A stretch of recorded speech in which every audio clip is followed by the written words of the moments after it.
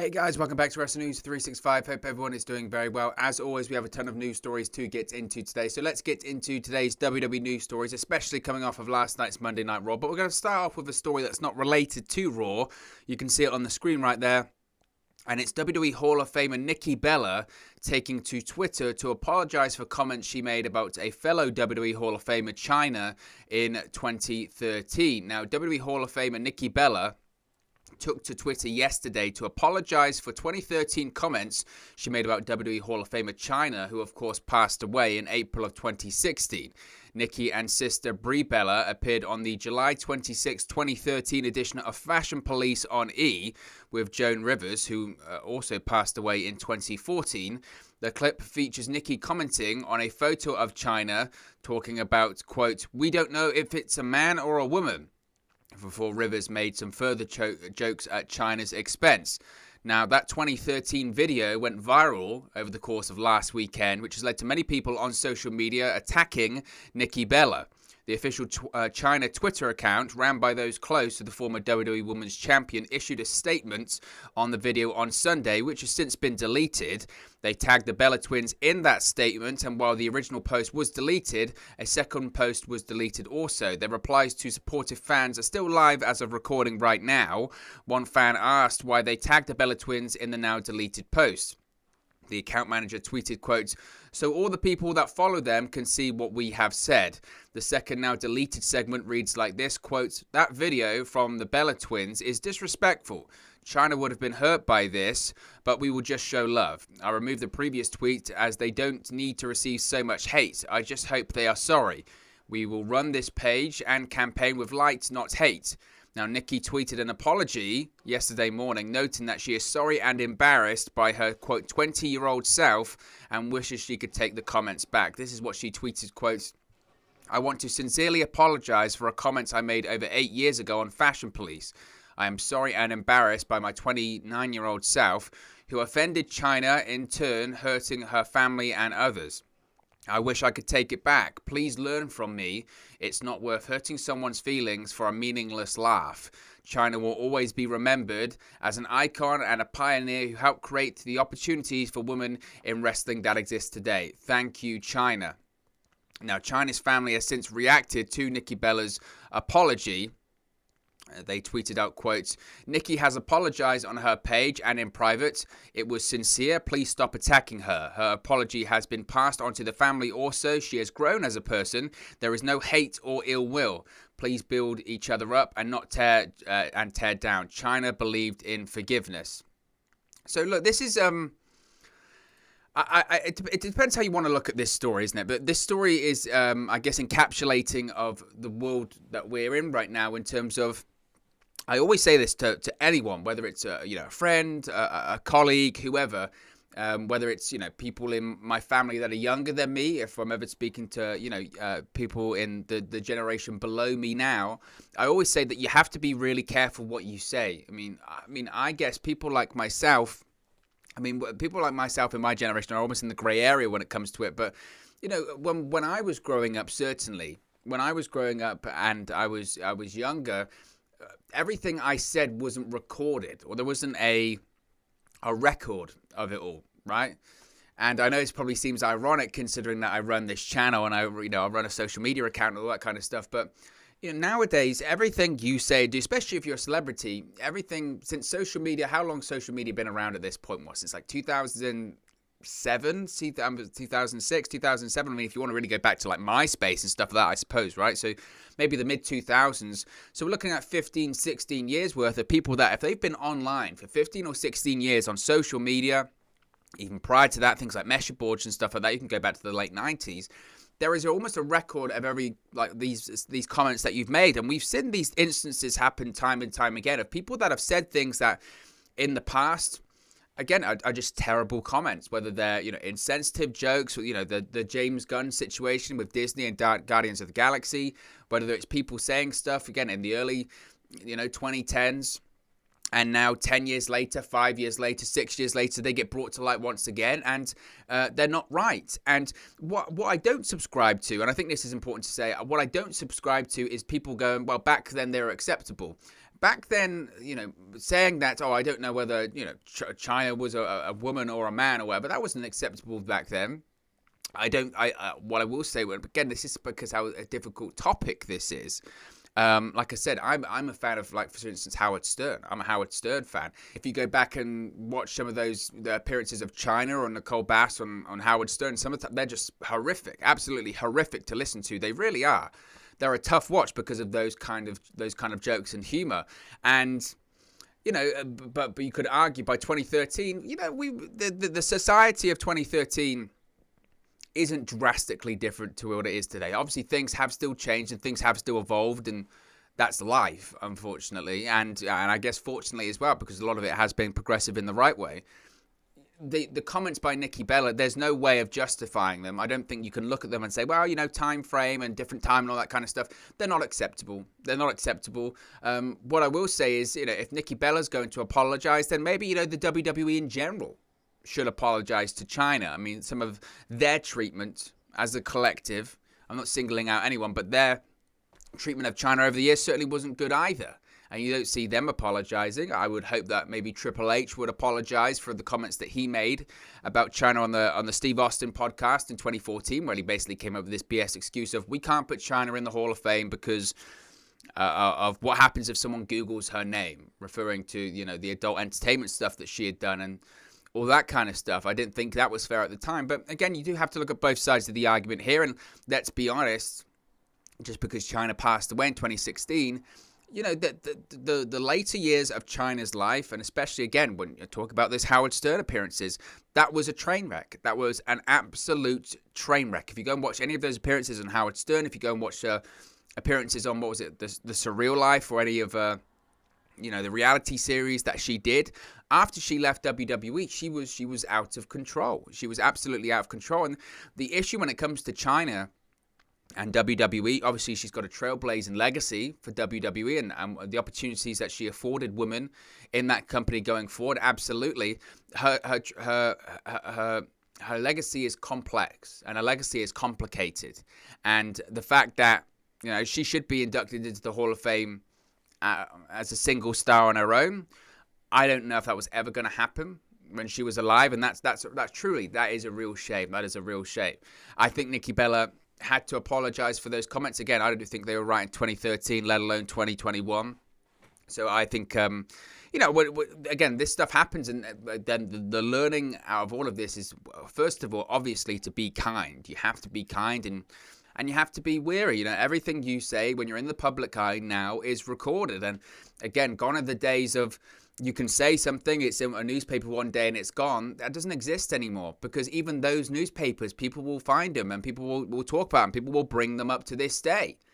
So it's an interesting story, but it looks like the matter has been resolved. And I guess people are now moving on. But, they weren't nice comments. There's no doubt about that. Nikki Bella's apologized. The family of Chyna has accepted the apology. And I guess that's all we can really talk about that when it comes to that now. Now, last night was Monday Night Raw, and Monday Night Raw saw Drew McIntyre, not surprisingly, to be honest, Drew McIntyre enter the Money in the Bank ladder match. He earned the last Raw spot in that said Money in the Bank ladder match. Last night's episode of Monday Night Raw saw Drew McIntyre face off against both AJ Styles and Riddle in a last chance qualification match for the Money in the Bank ladder match. Now, Randy Orton was originally meant to be part of the match and had to pull out for reasons yet to be revealed. We'll touch on this in a second. So Riddle decided to replace Randy Orton and won the right to act as the Viper's proxy after he came out on top in an over-the-top rope battle royal that kicked off Monday Night Raw last night. Now the match, the match was absolutely just tremendous. Absolutely just fantastic. Really was absolutely fantastic. Riddle seemingly had the match won at one point, and then Omos comes out, pulls AJ Styles out the ring. Riddle turns around and gets hit with a Claymore. 1, 2, 3. And Drew McIntyre's going to Money in the Bank. The match, again, was very, very good. The main events of Raw recently have been very, very good. The rest, and to be honest, that's never usually in question. The wrestling mostly on Monday Night Raw is usually pretty good. Most of the time, usually it's the finishes that let them down, or just the angles, the creative or the lack of creative on that show. That's usually the problem when it comes to WWE, especially Monday Night Raw. But the main event was very good. And the outcome's not surprising at all. I think a lot of people are seeing where this is going when it comes to Drew McIntyre. And frankly, I think some people have a bit of dread. If I'm going to be really honest with you, I think some people have a bit of dread because we spoke about going into Hell in the Cell, that Drew McIntyre, it's difficult to tell because obviously there aren't fans in attendance. There will be very, very soon once WWE returns to touring. But there was a bit of concern that you could see certainly on social media that there were pockets of the fan base online that were beginning to turn against Drew McIntyre. They were beginning to sour on him. And I think a lot of people would admit that that's not Drew McIntyre's fault. That isn't his fault. And I don't think anyone personally, turned against him or turns against the guy, Drew McIntyre, Drew Galloway. I think the reason that people were starting to turn on the Drew McIntyre character is, like I mentioned before, because it was just things were starting to be feel like as a viewer that he was being forced down your throat. And you were having logical questions and doubts about him in terms of, and they were writing it into the show, why is this guy getting so many WWE Championship opportunities? He lost at WrestleMania. He lost at WrestleMania Backlash. Why is he getting opportunities? And then obviously they had to back themselves into a corner, WWE, and say, well, we're going to give him one more opportunity, and if he loses, he can never have another WWE Championship opportunity while Bobby Lashley's the WWE Champion. That was at Hell in a Cell, inside Hell in a Cell, and he lost again. And I think people were slightly relieved in the sense that I like Drew McIntyre, I'm a big fan of Drew McIntyre, but it's time for something different. Not just in terms of the main event scene for Raw and the WWE Championship, but also for Drew McIntyre. It's time for him to face a different opponent. It's time for Bobby Lashley to face a different opponent. It's just time for something different. We've seen the same creative when it comes to Lashley and McIntyre since Elimination Chamber, really, because that's when this whole thing first started out. It's time for something different. And fans were starting to, you could sort of almost see the groans on social media of, oh, really? Again? Another WWE Championship opportunity? Why? There's no logic. If there's logic there, if there's a storyline that makes sense, then I'm happy with that. But why? So when he lost, everyone was like, okay, fine. Great match, great main event at Hell in a Cell. But, enough's enough. Let's move on. And the moment that Drew McIntyre didn't qualify for Money in the Bank, and then they said, all right, we're going to do a last chance triple threat match last week, you knew exactly where this is going. And again, you can see where this is heading in the future, can't you? You can see, oh, Drew McIntyre is going to win Money in the Bank because that's a guaranteed championship opportunity. And I don't know how the legalities are going to work in terms of that contract of, well, I've got this guaranteed championship opportunity. I know it stipulates that I couldn't have another WWE Championship opportunity against Bobby Lashley, but I've got this now, so I can have it. And then he wins it at SummerSlam. I don't know. Or maybe that's just, maybe he does hold on to that until, look, I can't challenge Bobby Lashley, but I can certainly hold on to it until Bobby Lashley loses the WWE Championship. I don't know how they do it, but it's a difficult one. It's going to be fascinating to see how the crowds react to it. That's going to be the fascinating thing. If Drew McIntyre is the guy to unhook that Money in the Bank briefcase at Money in the Bank, is he going to get universally cheered? Is he going to get a mixed reaction? I don't know the answer to that. I really don't know the answer to that one. I think he'd probably get cheered because people would probably perceive that as his moment that he didn't get at WrestleMania 36 last year. But there's something, again, there definitely feels to be this sort of turning at the moment. I can't really describe it. It feels a bit intangible, but there does seem to be this element of fans being a bit like, not that they're tired of Drew McIntyre, but they're just tired of the same. They're tired of the same of what they've seen for the last 12 months. And given the fact that we're returning to touring, we're returning to fans, and we're getting all of this different soon, different sets, different graphics, different crowds, different arenas, different cities, different locations, I don't know if they want the same when it comes to Drew McIntyre. So that's going to be really interesting, I think going forward. Now, Vince McMahon is going to be doing some scouting very soon because Vince McMahon is reportedly heading to the Performance Center this week on a scouting mission, it would appear. WWE Chairman and CEO Vince McMahon is reportedly set to scout talent at the Performance Center in Orlando this week. Now, it was previously noted that NXT champion Karrion Kross, North American champion Bronson Reed, Scarlett, and Shotzi Blackheart have all appeared at recent Raw and SmackDown tapings for dark matches and main event tapings so that officials in WWE can get a better look at them for potential main roster call-ups. Now, Fightful Select, which of course is Fightful's Patreon service, is reporting now that these appearances are part of a major scouting effort to replenish WWE's main roster, which of course, has been recently hit with releases and repeat booking. Now, it was noted that a major scouting effort has led to influential names in WWE personally coming to the Performance Center to scout talent. It was recently reported how Bruce Pritchard, John Laurinaitis were watching matches at the Performance Center with other officials. Now word is that Vince McMahon himself is scheduled to be there this Thursday. Now there's no word yet on who might be called up soon besides Cross, Scarlett, Reed and Blackheart, but it's believed that these potential call-ups will happen in the WWE Draft, which begins on the August 30th Raw and ends on the September 3rd SmackDown. Of course, if there's any more information, we'll discuss that here on the channel. What I will say about that, and I mentioned it before, I really did mention it before, is that I guess you could say, well, Vince going to the Performance Center proves that the Performance Center, that's what it's there for. But I just thought this whole idea of the officials, well, we need to go to the Performance Center, we need to get a closer look at them. Isn't that what NXT is for? Right? Isn't that what NXT is for? And I understand of like the officials coming down to the Performance Center, maybe trying some things out in their internal live events, and maybe that's what Vince McMahon's doing over the course of the next 7 days or so. That I get that. I totally get that. But the idea of we're going to call them up to main event, we want to have another look at them and all that kind of stuff is like, but isn't that what main events, isn't that what, NXT is for? Isn't that what the Performance Center is for? They still, after all of this time, go to the antiquated method of, okay, we're going to call them up and before Raw or SmackDown, they'll do a dark match and they'll do all this kind of stuff. That just seems a bit odd. That seems a bit odd to me, really old-fashioned, and the way that they used to do it. Or it goes to show that, I don't know, a lack of trust or a lack of faith in the judgment of the people at the Performance Center. I don't know. Now, being called up and doing matches on main event is nothing new, by the way. We've seen this many times when it comes to Aleister Black. I think there have been some females. I think Sasha Banks, Charlotte Flair did it before they got called up. So they've done it time and time again. It just, I don't know, for whatever reason, it's getting more attention this time. But Vince McMahon going to the Performance Center to scout is a big deal, I guess. Again, I don't know. Certainly for Karrion Kross, I mean, I don't know what he would be looking for else more. I mean, there's NXT every single week. There's footage that they have. Again, I thought the whole point of the Performance Center was we've got all of this footage. We're always recording. Let's send this footage up to Vince McMahon. He can stay in his office in Stamford, and here's the matches, here's the trailing, here's the promos, here's all this kind of stuff we've been working on for Karrion Kross. There you go. Maybe he just feels I got to go there and watch him with my eyes. I've got to go there and feel it in my gut. I don't know. That just seems very strange. Very strange. But more call-ups are coming soon. There's no doubt about that.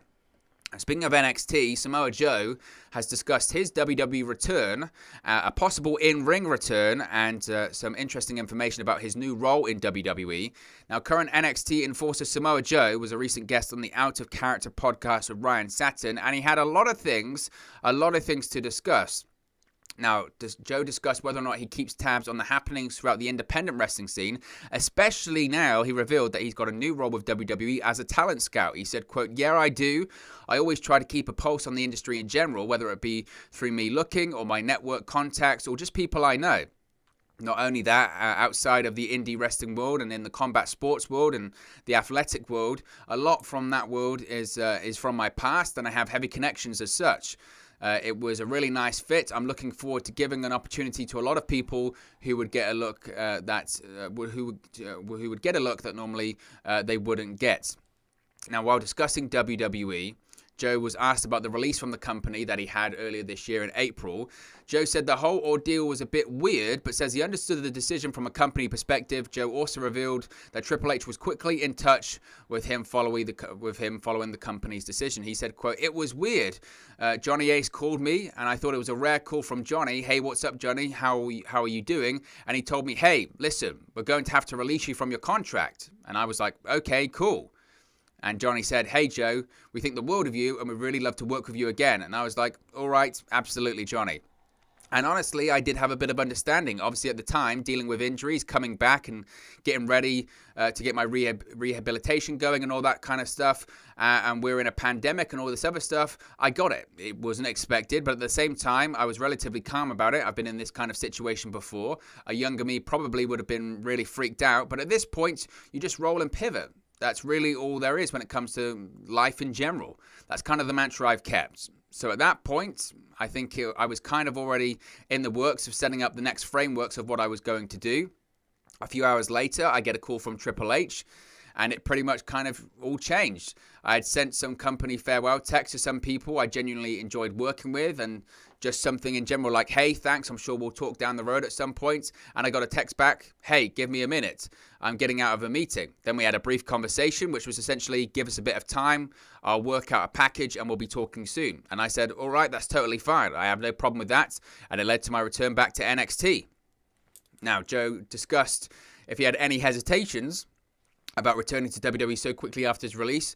Joe said he had no reservations about his return because he had already spoken with Triple H and how he would transition back into the company.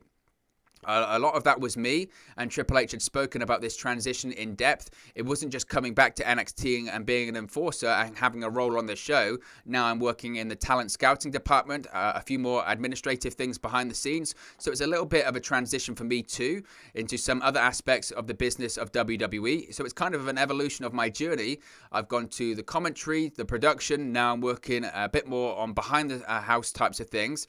It was really great, a cool opportunity that Hunter offered me, and I'm still performing here in the bounds of WWE. So it was a nice understanding that we've come to, and I'm really excited about some of the projects we're going to be working on.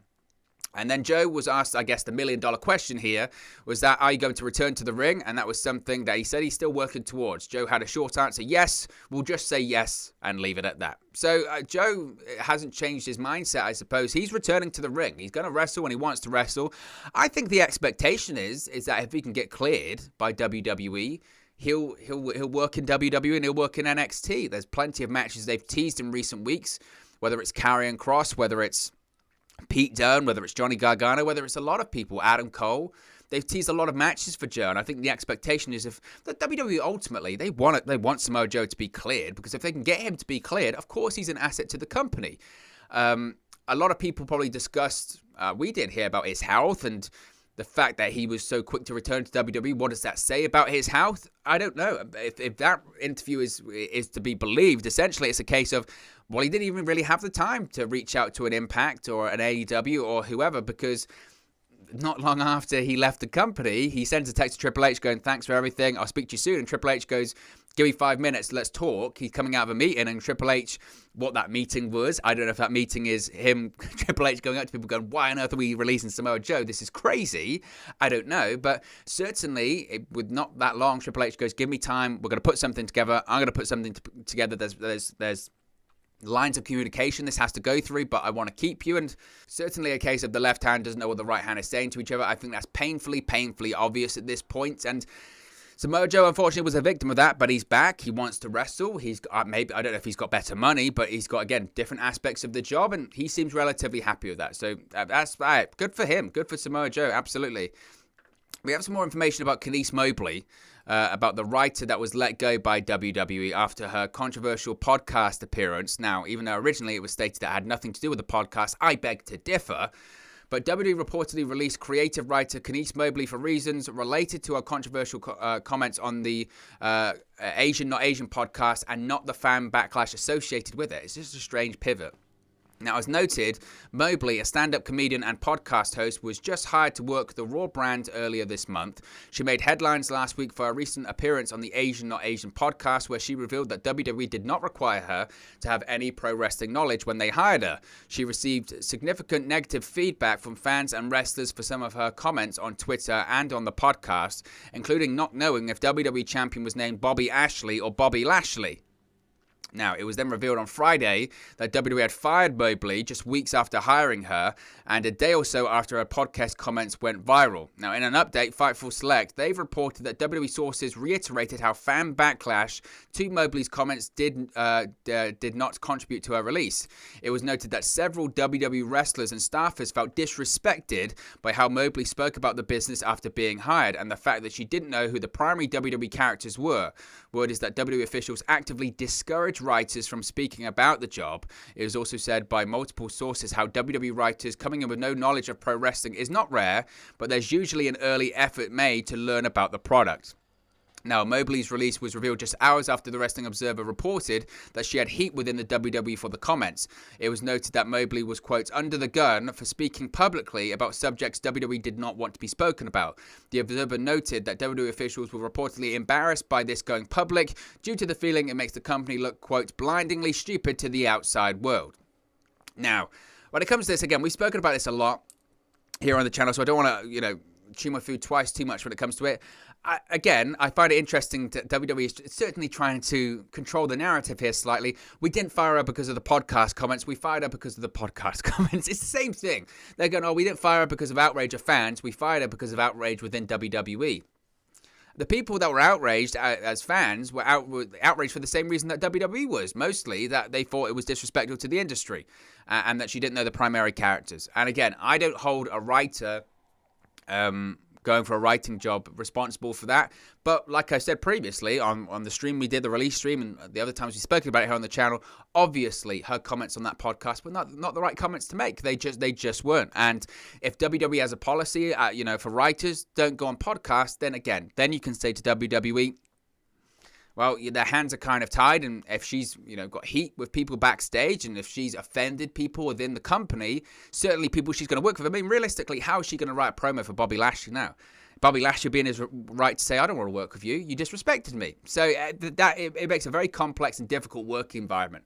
So from that point of view, I guess WWE's hands were tied. Certainly the abuse she has got on social media, I think, is outrageous, by the way. It's over. She lost her job. Leave her alone. I think that's the best way to look at it now.